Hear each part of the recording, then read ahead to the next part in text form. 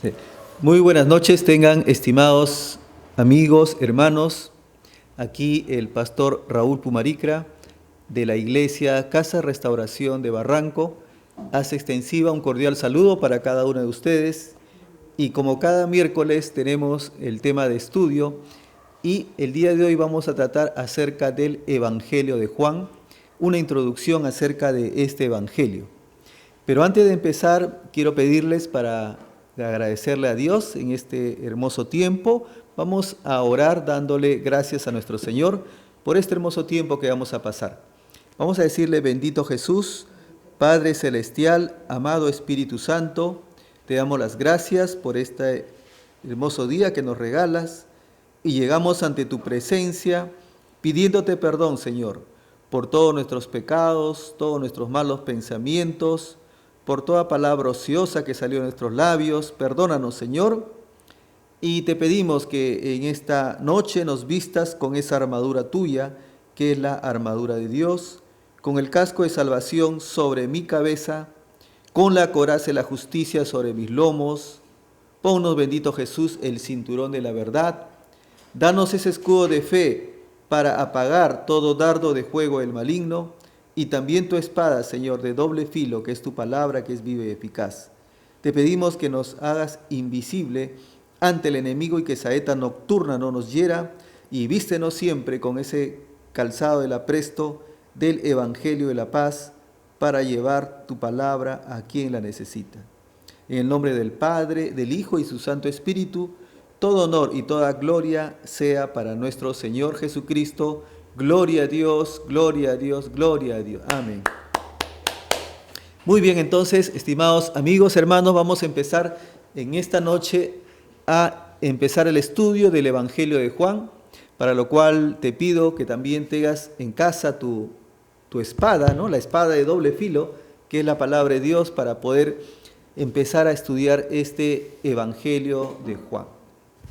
Y a manera de introducción podemos decir acerca de este Evangelio que el Evangelio de Juan ha sido considerado por muchos estudiosos y teólogos de la Biblia como el libro más profundo y espiritual de la Biblia.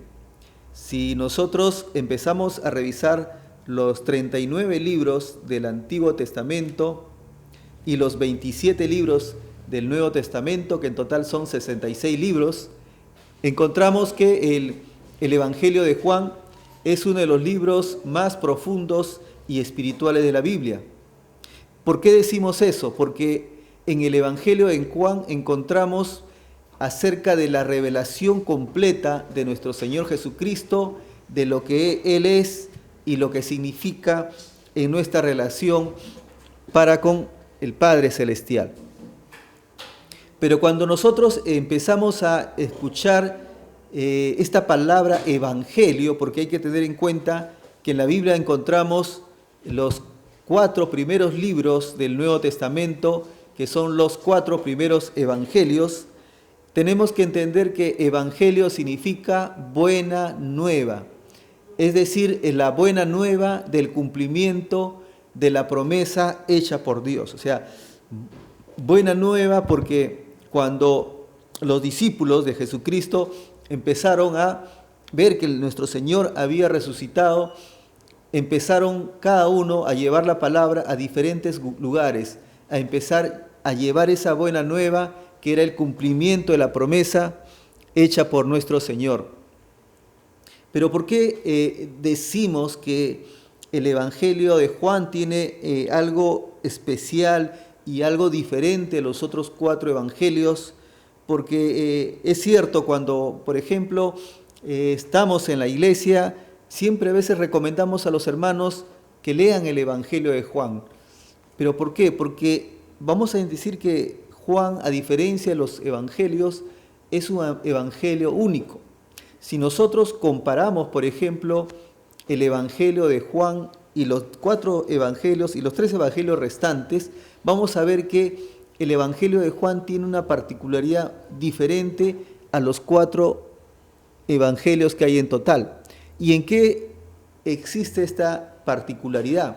Por ejemplo, si nosotros comparamos la la originalidad del Evangelio en el sentido de la información que encontramos en este Evangelio, vamos a decir que de los evangelios, de los 4 evangelios, por ejemplo, en el Evangelio de Mateo existe un 12% de temas que no hay en los 3 evangelios restantes, ¿no? Estamos hablando de 4 evangelios, o sea, que la originalidad de Mateo en cuanto a lo que presenta en su evangelio, vamos a decir, existe un 12% de originalidad, o sea, que en otras palabras, lo que encontramos en Mateo, hay un 88% que se comparte con los otros evangelios, o sea, de lo que encontramos en el Evangelio de Mateo, el 88% de los temas que toca son compartidos en el resto de los evangelios. Pero el 12% restante no lo podemos encontrar ni en Lucas, ni en Marcos, ni en Juan. O sea, hay 12% de unicidad en este evangelio en relación a los temas. Y si nosotros revisamos el libro de Marcos, encontramos que la similitud de la información que encontramos en Marcos existe en los 3 evangelios restantes. O sea, no hay algo, novedoso de temas que no exista, en los otros evangelios. O sea, la unicidad del evangelio de Marcos se considera un 0%. Quiere decir que los otros temas, el 100% de los temas de Marcos, lo podemos encontrar en Mateo, lo podemos encontrar en Lucas y lo podemos encontrar en Juan. Y cuando revisamos el Evangelio de Lucas, observamos que 35% de la información que aparece en el Evangelio de Lucas no la encontramos en el resto de evangelios.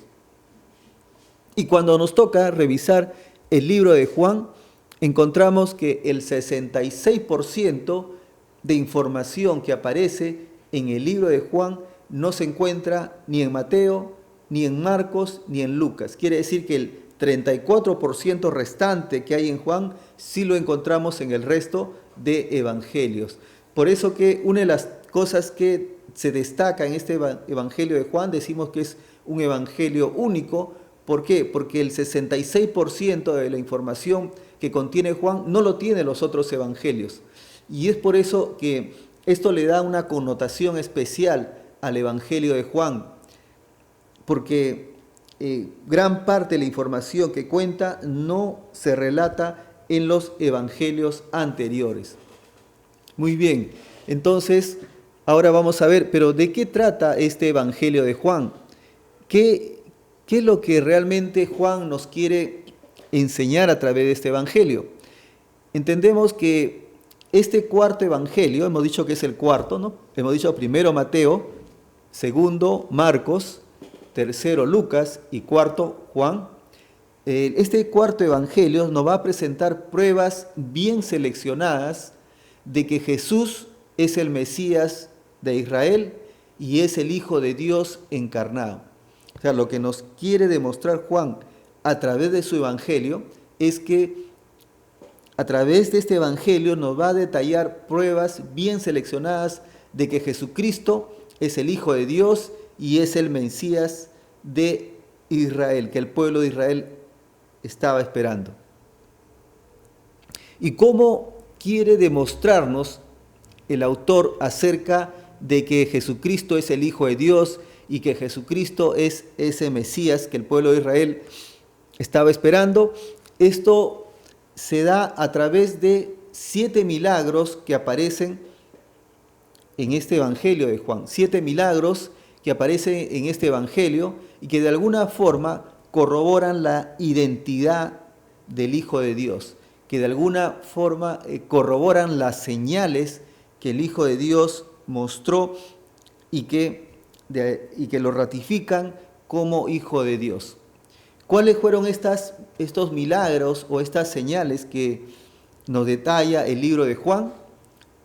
El primer milagro lo encontramos en el libro de Juan, en el capítulo 2, en los versículos del 1 al 11. En el libro de Juan, capítulo 2, versículos del 1 al 11 y nos habla acerca de las bodas de Caná. Y la palabra de Dios que se lee en el nombre del Padre, del Hijo y de su Santo Espíritu nos dice: al tercer día se hicieron unas bodas en Caná de Galilea, y estaba allí la madre de Jesús, y fueron también invitados a las bodas Jesús y sus discípulos. Este es uno de los primeros milagros que nuestro Señor Jesucristo hace. Y entonces cuando Jesús llega a la boda, en el versículo 3 dice: y faltando el vino, la madre de Jesús le dijo: no tienen vino. Y Jesús le dijo: ¿qué tienes conmigo, mujer? Aún no ha venido mi hora. Su madre dijo a los que servían: haced todo lo que os dijere. Y estaban allí 6 tinajas de piedra para agua, conforme al rito de la purificación. Y vemos el desarrollo de este pasaje cuando Jesús convierte esa agua en vino. Y en el versículo 11 indica: este principio de señales hizo Jesús en Caná de Galilea y manifestó su gloria, y sus discípulos creyeron en él. Sus discípulos empezaron a creer realmente que este era el Hijo de Dios. Entonces, este primer milagro que nos muestra que fue uno de los primeros milagros que Jesús realizó, incluso en esta etapa de preparación antes de salir y hacer su ministerio público, porque todavía este milagro lo hizo todavía con bastante discreción, porque el mismo Jesús le decía a su madre que no era su hora, ¿no? En este caso, a María le decía que no era su hora.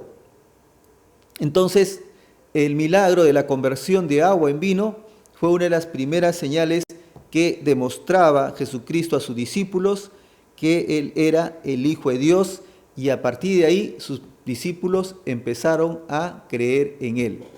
Muy bien, ¿y cuál fue el milagro número 2? Lo encontramos también en el libro de Juan, en el capítulo 4, versículos 43 al 54. Capítulo 4, versículos 43-54, donde Jesús sana al hijo de un noble. Y en el versículo 4:43 del libro de Juan dice: 2 días después salió de allí y fue a Galilea, porque Jesús mismo dio testimonio de que el profeta no tiene honra en su propia tierra. Cuando vino a Galilea, los galileos le recibieron, habiendo visto todas las cosas que habían hecho en Jerusalén, en la fiesta, porque también ellos habían ido a la fiesta. Vino pues Jesús otra vez a Caná, dice, era la segunda vez que venía a Caná de Galilea, cuando había convertido el agua en vino, recuerden el milagro anterior. Y había en Capernaum un oficial del rey, cuyo hijo estaba enfermo. Este, cuando oyó que Jesús había llegado de Judea a Galilea, vino a él y le rogó que descendiese y sanase a su hijo, que estaba a punto de morir. Entonces Jesús le dijo: si no viereis señales y prodigios, no creeréis, le dice al hijo del noble, a este oficial del rey. El oficial del rey le dijo: Señor, desciende antes de que mi hijo muera. Y Jesús le dijo: ve, tu hijo vive. Y el hombre creyó la palabra que Jesús le dijo y se fue. Y cuando ya él descendía, sus siervos salieron a recibirle y le dieron buenas nuevas diciendo: tu hijo vive. Entonces él les preguntó, ¿a qué hora había comenzado a estar mejor? Y le dijeron: ayer a las 7 le dejó la fiebre. Ayer a las 7 le dejó la fiebre. Entonces vemos también aquí que no fue necesario, digamos, que Jesús vaya al lugar, y solamente la palabra de Dios permitió a que este hijo de este noble se sanara. Y el versículo 53 dice: el padre entonces entendió que aquella era la hora que Jesús había dicho: tu hijo vive, y creyó él con toda su casa. Esta segunda señal, dice, hizo Jesús cuando fue de Judea a Galilea. Esta segunda señal nos está hablando del segundo milagro o señal que hizo Jesús y que demostró que Él era el Hijo de nuestro Señor. Muy bien, entonces hemos visto que el primer milagro era las bodas de Caná. El segundo milagro ha sido la sanación del hijo de un oficial del rey que estaba muy enfermo. Y el tercer milagro lo encontramos también en el capítulo 5, acerca del paralítico de Betesda. En el capítulo 5, en los versículos 1 al 9, encontramos el milagro hacia el paralítico de Betesda, ¿no? Y eso ocurrió inmediatamente del milagro que había hecho anteriormente con el hijo del oficial del rey. Y el versículo 5 dice: después de estas cosas había una fiesta de los judíos y subió Jesús a Jerusalén. Y hay en Jerusalén, cerca de la puerta de las ovejas, un estante llamado Betesda, el cual tiene 5 pórticos. Y en estos, dice, yacía una multitud de enfermos, ciegos, cojos y paralíticos, que esperaban el movimiento del agua. Porque un ángel descendía de tiempo en tiempo al estanque y agitaba el agua. Y el que primero descendía al estanque, después del movimiento del agua, quedaba sano de cualquier enfermedad que tuviese. Y ahí había un hombre que yacía 38 años que estaba enfermo. ¿Cuántos años, hermanos? 38 años que estaba enfermo. Cuando Jesús lo vio acostado, supo que llevaba ya mucho tiempo así y le dijo: ¿quieres ser sano? Y Señor, le respondió el enfermo, no tengo quien me meta en el estanque cuando se agite el agua, y entre tanto que yo voy, otros descienden antes que yo. Jesús le dijo: levántate, toma tu lecho y anda. Y al instante aquel hombre fue sanado y tomó su lecho y anduvo. Y aquel día era día de reposo. O sea, Jesús hizo este milagro también en un día de reposo, o sea, en un día sábado, al cual los judíos consideraban de que era un día donde no se debería hacer ningún acto, y más aún ningún milagro, ninguna señal. Entonces vemos aquí este tercer milagro en la que Jesús sana a este paralítico de Betesda, y cuando de alguna forma los judíos trataron de increparle de por qué él había sanado a un paralítico un día que era un día de reposo, consideraban para ellos un día de reposo. Entonces los judíos, dijeron a aquel que había sanado: es día de reposo, no te es lícito, llevar tu lecho. Le dijeron al enfermo que había salido sano.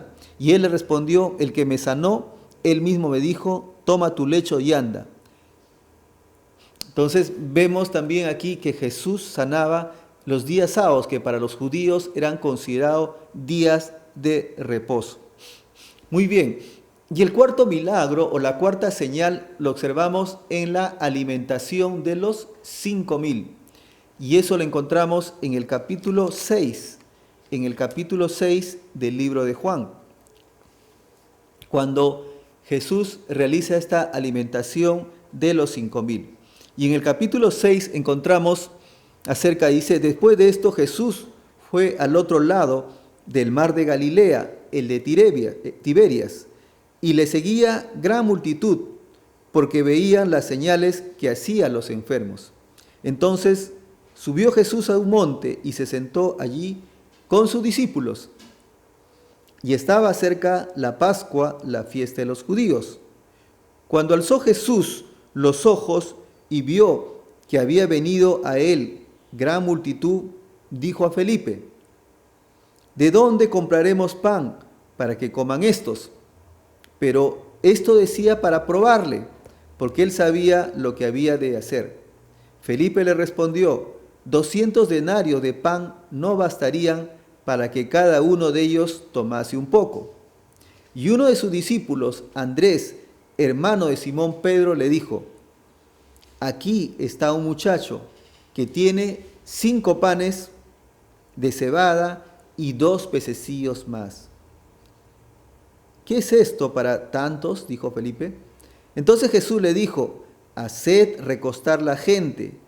Y había mucha hierba en aquel lugar, y se recostaron como un número de 5,000 varones. Y tomó Jesús aquellos panes y habiendo dado gracia, los repartió entre los discípulos y los discípulos entre los que estaban recostados. Asimismo, de los peces, cuanto querían. Y cuando se hubieron saciado, dijo a sus discípulos: recoged los pedazos que sobraron.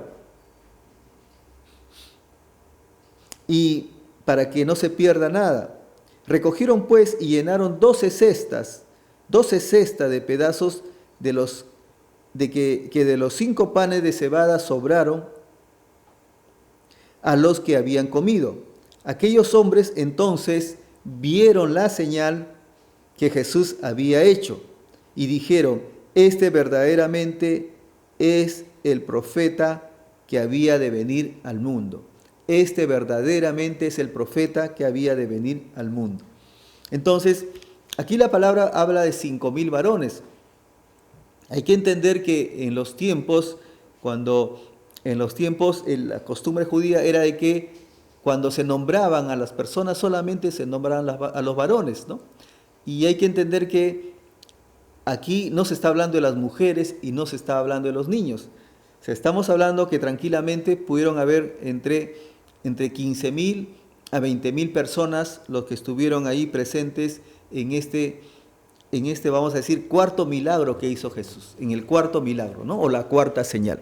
Entonces ya tenemos 4 señales: la boda de Caná, tenemos también que Jesús sana a un hijo de noble, tenemos también la sanación al paralítico de Betesda, ahora hemos visto también el milagro o la alimentación de los 5,000, y tenemos también en el capítulo 6 del libro de Juan, cuando Jesús camina sobre el mar, y eso lo encontramos a continuación de esta alimentación del milagro de los 5,000. Y eso lo encontramos en el versículo 16. Avanzamos un poquito hacia el versículo 16, y aconteció que al anochecer, dice, descendieron sus discípulos al mar, y entrando en una barca, iban cruzando el mar hacia Capernaum. Y estaba ya oscuro, y Jesús no había venido a ellos. Y se levantaba el mar con un gran viento que soplaba, y cuando habían remado como 25 o 30 estadios, vieron a Jesús que andaba sobre el mar y se acercaba a la barca. Y tuvieron miedo, mas él le dijo: yo soy, no temáis. Y ellos entonces con gusto le recibieron en la barca, el cual llegó en segunda a la tierra donde iba. Entonces aquí vemos en esta segunda señal como cuando sus discípulos se habían alejado ya a través de la embarcación, encontraron que Jesús venía hacia ellos caminando sobre el mar. Y en ese momento, ¿no?, Jesús se le acerca y se acercó a la barca, y ellos tuvieron miedo, dice, ¿no? Entonces el Señor le dijo: no temáis. Entonces ellos lo recibieron y Jesús subió a la barca. Entonces vemos el quinto milagro o la quinta señal, que en este caso Jesús camina sobre el mar. Y la sexta señal la encontramos en el capítulo 9 de Juan, cuando Jesús sana a un ciego de nacimiento.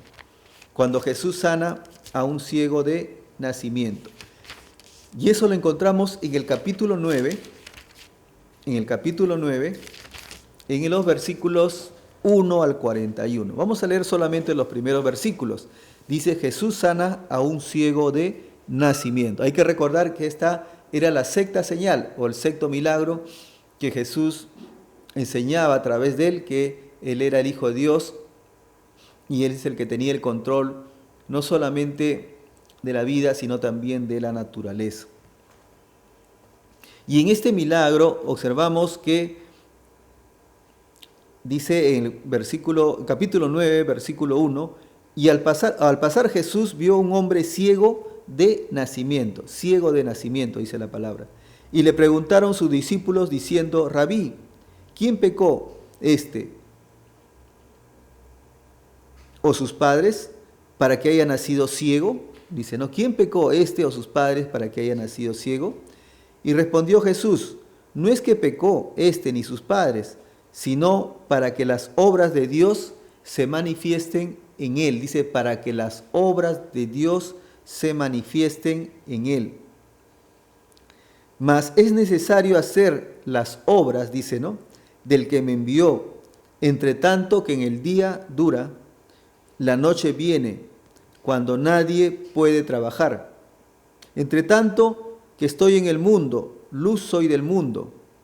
Dicho esto, dice, escupió en la tierra e hizo lodo con la saliva, y untó con el lodo los ojos del ciego, y le dijo, ve a lavarte en el estanque de Siloé, que traducido es enviado. Fue entonces y se lavó y regresó viendo. Vemos aquí la sexta señal en donde Jesús sana a un ciego de nacimiento. Y la séptima señal la encontramos en el capítulo 11. Y en este capítulo 11 encontramos los versículos del 1 al 44, cuando Jesús resucita a Lázaro, Jesús resucita a su amigo.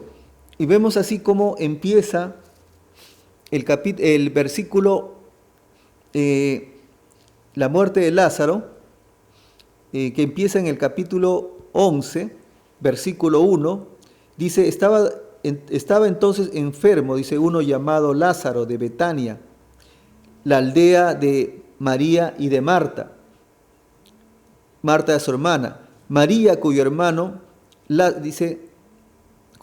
Lázaro estaba enfermo, fue la que ungió al Señor con perfume. Y en el versículo 4 dice, oyendo Jesús dijo, esta enfermedad no es para muerte, sino para que la gloria de Dios y para que el Hijo de Dios sea glorificado por ella, y para que el Hijo de Dios sea glorificado ella. Y amaba Jesús a Marta, a su hermana y a Lázaro, y cuando oyó pues que estaba enfermo, dice, se quedó 2 días más en el lugar donde estaba. Luego después de esto dijo a sus discípulos, vamos a Judea otra vez. Y le dijeron los discípulos, Rabí, ahora procuran los judíos apedrearte. ¿Otra vez vas allá? Respondió Jesús, ¿no tiene el día 12 horas? El que anda de día no tropieza, porque ve la luz de este mundo. Pero el que anda de noche tropieza, porque no hay luz en él. Dicho esto, les dijo después, nuestro amigo Lázaro duerme, mas voy a despertarle. Dijeron entonces sus discípulos, Señor, si duerme, ¿sanará? Pero Jesús decía esto de la muerte de Lázaro, y ellos pensaron que hablaba del reposar del sueño. Y es así como vemos en este pasaje, cuando en los versículos 28 y el versículo 28 se acerca a Jesús y habiendo dicho esto, fue y llamó a María, su hermana, diciéndole en secreto, el maestro está allí. Entonces Jesús había llegado a la casa de donde estaba María y su hermana y donde había ya muerto Lázaro. Y ella, cuando le oyó, se levantó de prisa y vino a él, a Jesús, y Jesús todavía no había entrado en la aldea, sino que estaba en el lugar donde Marta le había encontrado. Entonces los judíos que estaban en casa con ella la consolaban cuando vieron que María se había levantado de prisa y había salido, dice, la siguieron diciendo, va al sepulcro a llorar allí. Y en el versículo 38, cuando ya Jesús estaba en el sepulcro, dice, Jesús profundamente conmovido otra vez vino al sepulcro, era una cueva y tenía una piedra puesta encima.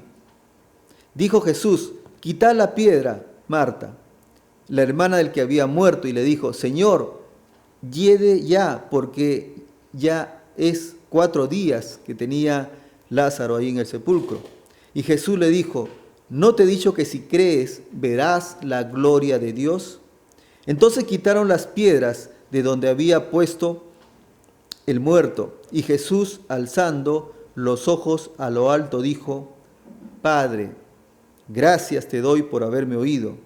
Yo sabía que siempre me oyes, pero lo dije por causa de la multitud que está alrededor, para que crean que tú me has enviado. Y habiendo dicho esto, clamó a gran voz: Lázaro, ven fuera.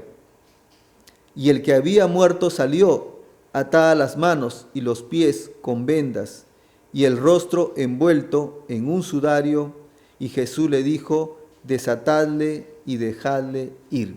Desatadle y dejarle ir. Entonces vemos aquí en este pasaje cómo el Señor resucita a Lázaro. Ya había 4 días estado en el sepulcro, ya en este caso su cuerpo estaba descompuesto porque su hermana incluso le decía a nuestro Señor: hiede ya. O sea, estaba emanando un olor, ¿no?, tan fétido que era percibible cualquiera que llegaba. Y entonces Jesús va y resucita a Lázaro, y vemos que este milagro y señal se hizo también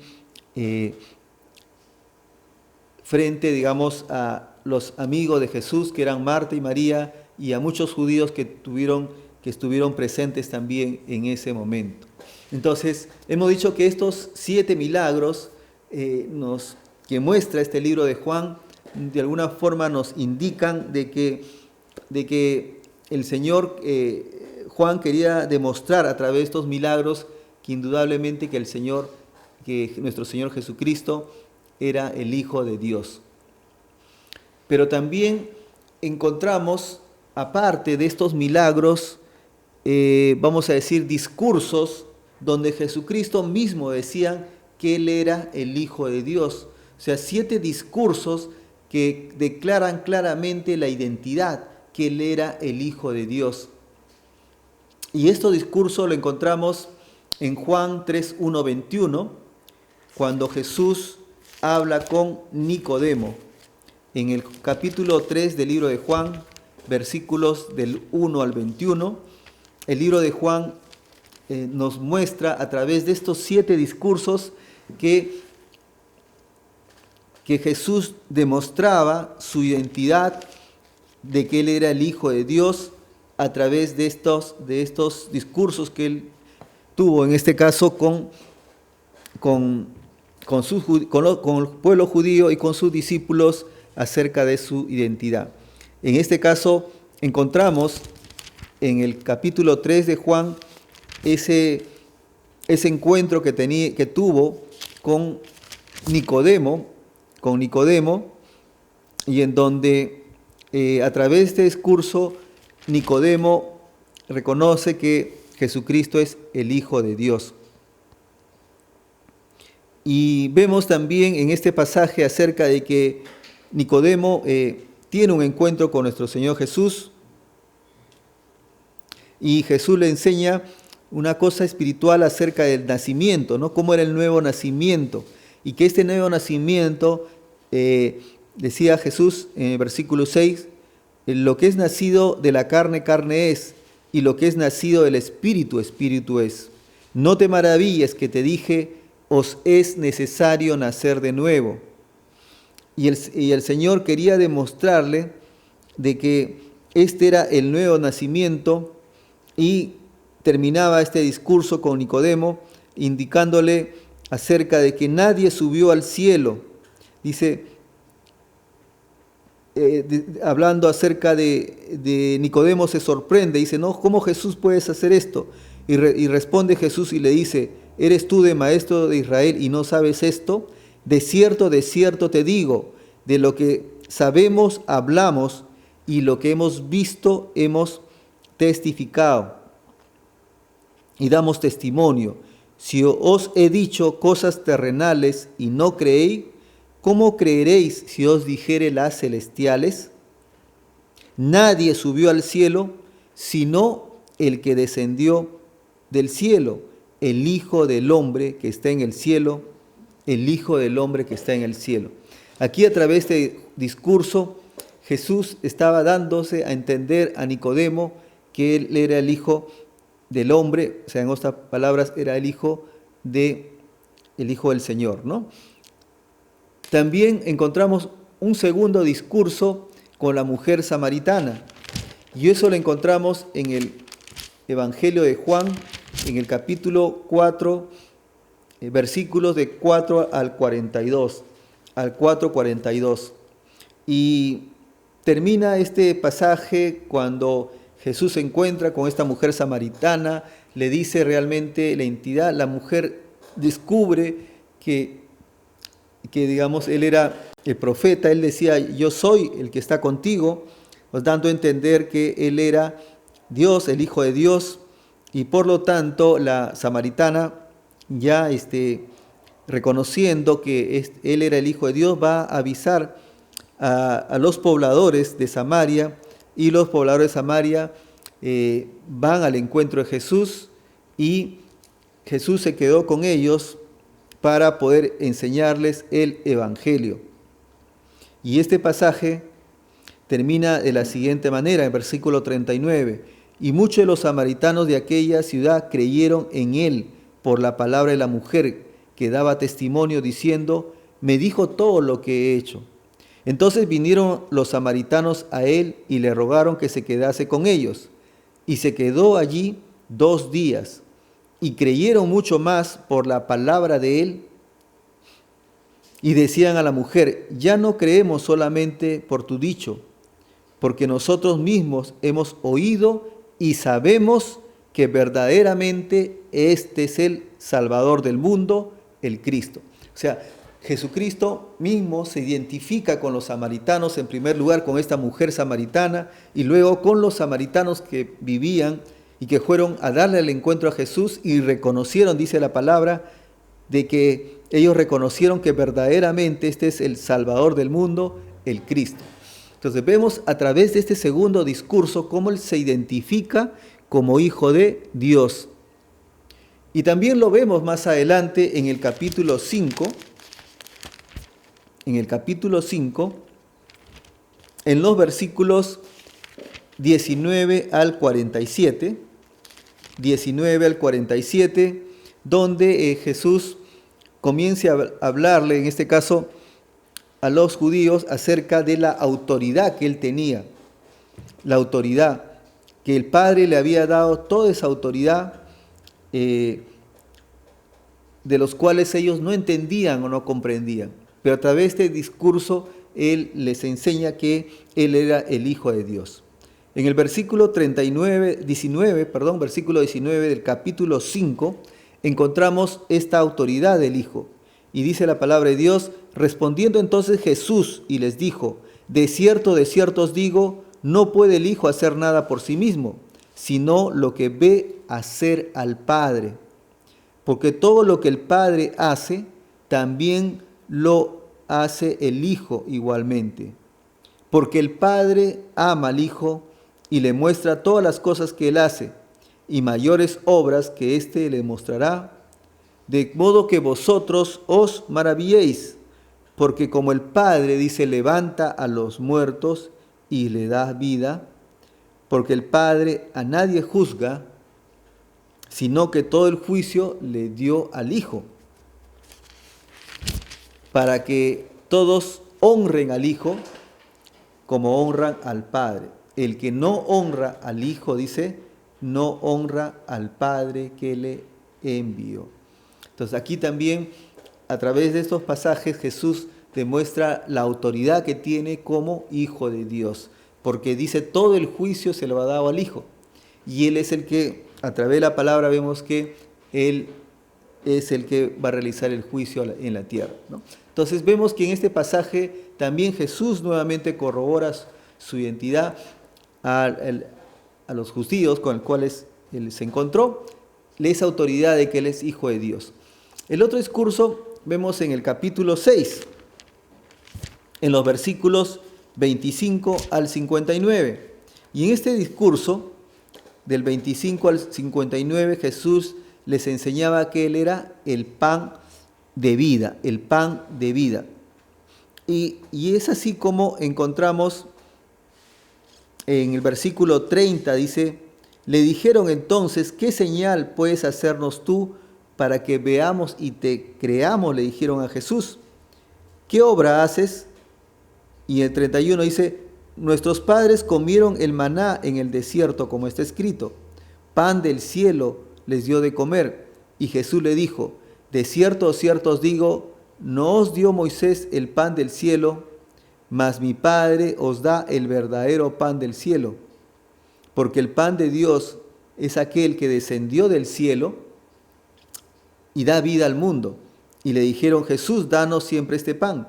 Y Jesús le dijo, yo soy el pan de la vida, el que viene a mí nunca tendrá hambre, y el que en mí cree nunca tendrá sed jamás, ¿no?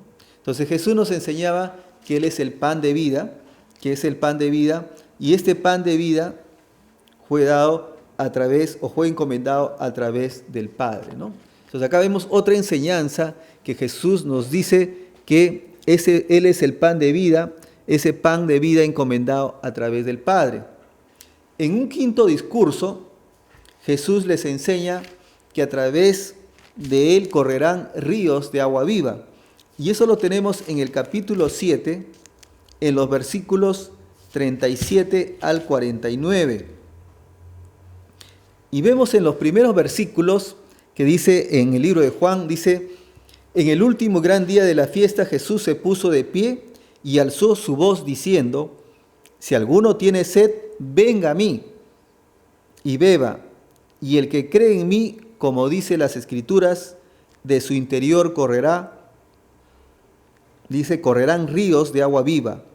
Esto dijo del Espíritu que habían de recibir los que creyesen en Él, pues aún no había venido el Espíritu Santo, porque Jesús no había sido aún glorificado. Entonces Jesús enseñaba que cuando se recibía a Él, ¿no? Dice, por su interior correrán aguas, dice,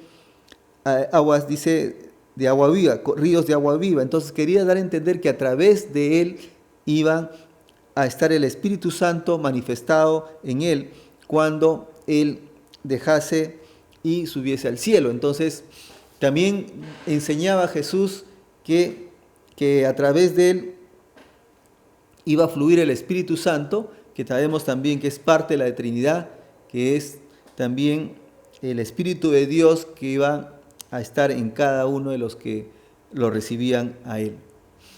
Luego también en el versículo 8, del 12 al 20, nos habla acerca de Jesús es la luz del mundo. También dice Jesús es la luz del mundo. Y en el capítulo 10, del 1 al 42, nos enseña que Jesús es el buen pastor, ¿no? A través de estos discursos también Él decía que Él era la puerta, que a través de Él era la salvación y vida eterna, y que en el versículo 8, capítulo 8 nos habla acerca de que Él, la luz del mundo, que a través de Él iban a tener esa salvación y vida eterna. Muy bien, y finalmente otra prueba que quiere corroborarse en el libro de Juan es el tema de la resurrección. La resurrección. Y la resurrección es una señal por excelencia y la prueba máxima que Jesucristo es el Hijo de Dios. A través de la resurrección de Jesucristo nos da a entender que Él es el Hijo del Dios, que Él es el Señor Todopoderoso, que Él tiene control de la vida y tiene lógicamente el control de la muerte. Y finalmente Él vence al anticristo, vence a Satanás, porque realmente Él resucitó al tercer día y nuestra fe se basa en la resurrección de nuestro Señor. Entonces, hemos visto que el libro de Juan nos quiere enseñar a través de estos milagros y señales, a través de estos discursos donde Él destaca, indica que Él es el Hijo de Dios, y también la prueba máxima que finalmente Él demuestra, que es la resurrección, a través del cual los creyentes confían y basan su fe, porque vieron que nuestro Señor resucitó al tercer día y a través de esa resurrección Él venció la muerte. Pero cuando nosotros revisamos el libro de Juan, encontramos también que en el capítulo 20, en los versículos 30 al 31, encontramos también el propósito o finalidad de este libro. Y uno de los propósitos o finalidades es que a través del libro de Juan nosotros creamos que Cristo es el Hijo de Dios, para que creyendo en Él tengamos vida en su nombre. Ese finalmente es el propósito que encontramos en el libro de Juan, en el capítulo 20, en los versículos 30 al 31, para que creamos que Jesucristo es el Hijo de Dios y que creyendo en Él tengamos esa vida eterna. Y cuando se escribió este evangelio, observamos que este evangelio fue escrito por Juan a través de la inspiración del Espíritu Santo, aproximadamente entre los años 85-95 después del nacimiento de Jesucristo. Dentro de los evangelios fue el último evangelio, prácticamente uno de los últimos libros, al igual que el Apocalipsis, que fue escrito por Juan y que fueron uno de los últimos libros que encontramos en la Biblia, ¿no? En la Biblia. Entonces, cuando nos preguntamos cómo se escribió este libro de Juan se escribe en griego, ha sido un libro que ha sido dictado por Juan, fue escrito en griego, ese es su idioma original del libro, en griego. Cuando se escribió, hemos dicho que aproximadamente en el año después de Cristo, y donde se escribió este libro se escribe en Éfeso. ¿Recuerdan de las 7 iglesias? La iglesia de Éfeso, la primera iglesia que estudiamos, donde vemos que Juan era un anciano de la iglesia, era una persona renombrada de esta iglesia, era un pilar de la iglesia de Éfeso, y es ahí donde Juan escribe este libro acerca del Evangelio de Juan, También este libro de Juan hemos podido encontrar, también han quedado unos restos de este libro que de alguna forma ratifican su autenticidad, su veracidad de este libro, y es así como hay papiros que con algunos fragmentos del Evangelio de Juan que en la actualidad datan en la biblioteca, por ejemplo, en la biblioteca John Rylands de Gran Bretaña, por ejemplo, existe parte de estos fragmentos de los papiros que fueron encontradas en Egipto aproximadamente 125 años después de Cristo, y donde especifica básicamente, y eso lo pueden ustedes corroborar, y se encuentra en esta biblioteca, se encuentra el capítulo 18 del libro de Juan, versículos 31 al 53, y de la misma forma también los versículos 37 y 38 del libro de Juan, los capítulos 37 y 38 del libro de Juan.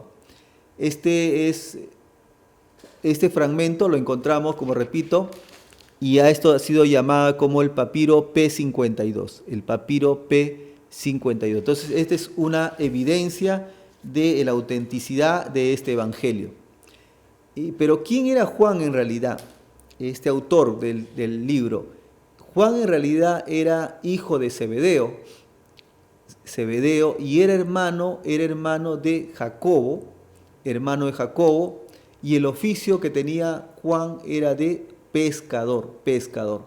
Y eso lo podemos encontrar también en el libro de Marcos, en el capítulo 1, versículos 19 al 20, en donde podemos destacar sobre Juan, acerca de quién era su padre, quién era su hermano y a qué se dedicaba Juan. Podemos encontrar en este libro de Juan, en el capítulo 1, versículo 19 al 20. También, entre otras las cosas que se destaca en el Evangelio de Juan, es que el mismo Juan se identifica como el discípulo al que Jesús amaba, y eso lo encontramos también en el libro de Juan, en el capítulo 13, versículo 23, Lo encontramos también en el capítulo 19, versículo 26, y en el capítulo 20, versículo 2. Ahí encontramos cómo Juan él mismo se denominaba como el discípulo al cual Jesús amaba. El discípulo al cual Jesús amaba. ¿Y qué otra información podemos encontrar de la parte familiar acerca de Juan, ¿no? También encontramos información en relación a quién era su madre. Y su madre, un dato muy curioso, se llamaba también, aquí vamos a ver, su madre acompañaba también a Jesús, ¿no? Era una de las personas que acompañaba, era una de las mujeres que acompañaban a Jesús. Y Jesús le encomienda a Juan el cuidado de María. Jesús le encomienda el cuidado de María.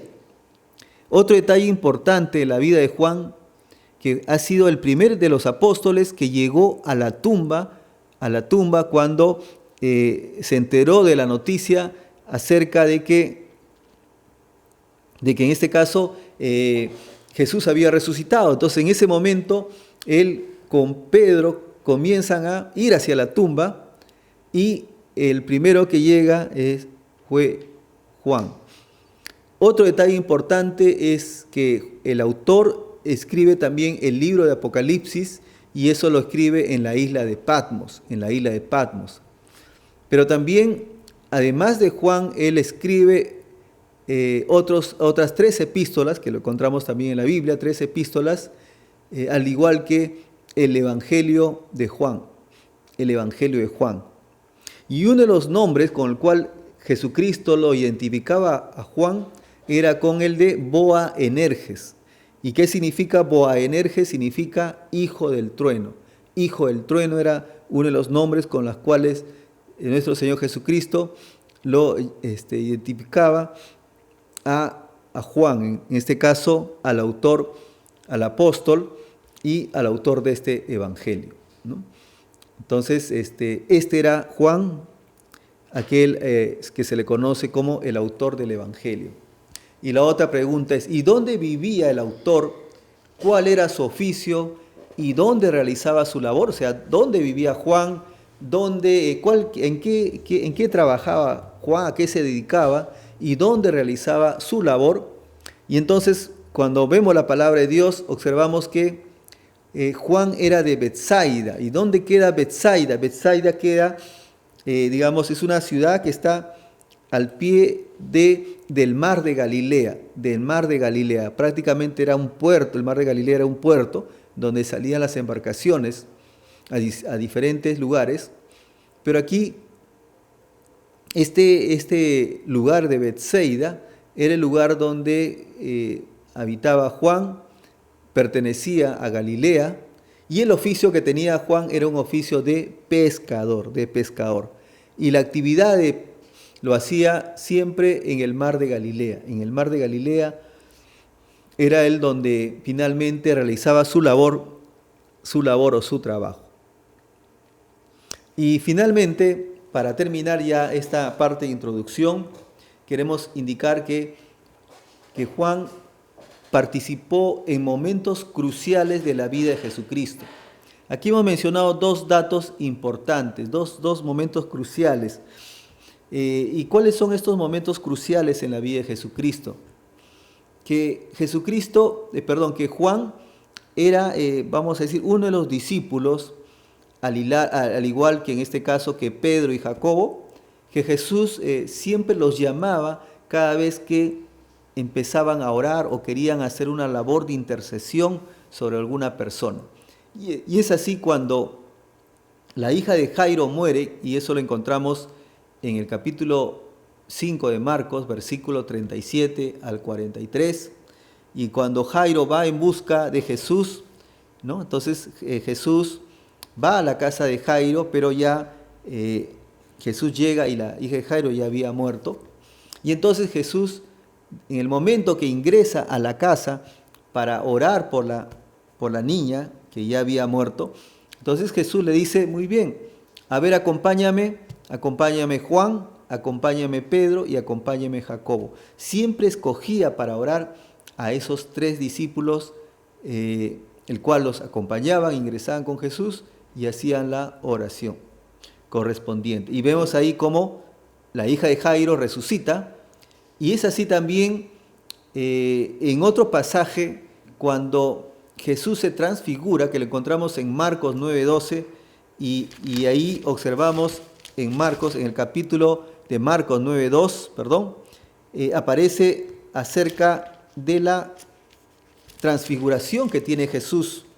Y en esta transfiguración, donde los discípulos lo encuentran con su semblante transluciente, donde sus ropas eran totalmente blancas, dice, eran totalmente blancas. Los discípulos lo encontraron hablando con Moisés y con Elías, pero su cuerpo estaba transfigurado, o sea, su cuerpo se había transformado en espíritu.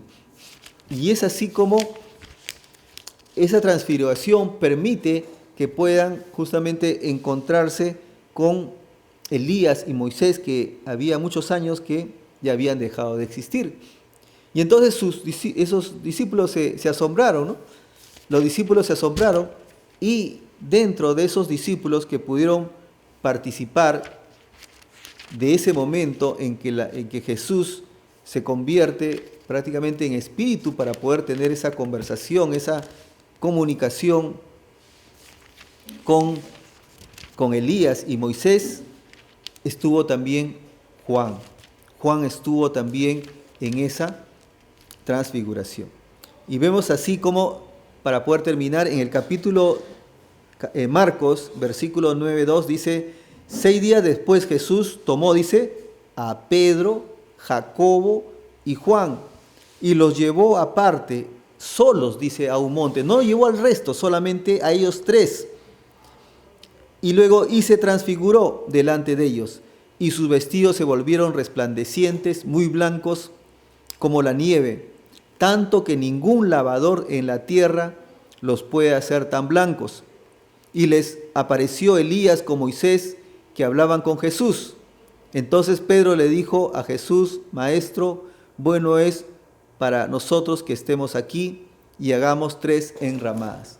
Entonces Jesús demostró su poder y autoridad como Hijo de Dios, que Él podía transfigurarse y podía pasar de un estado, de un cuerpo totalmente, en este caso, digamos natural, a convertirse en espíritu para poder conversar y dialogar con Moisés y con Elías, demostrando todo su poder y demostrando toda su autoridad como Hijo de Dios. Y es así como Jesús demostró su poder y su autoridad, y eso lo vemos claramente en el libro de Juan, y eso es lo que el autor nos ha querido demostrar, de que Jesucristo es el Hijo de Dios, y Jesucristo, a través de Él, que conociendo a Él y obedeciendo a Él, podemos obtener la salvación y vida eterna. Podemos obtener a través la salvación y vida eterna.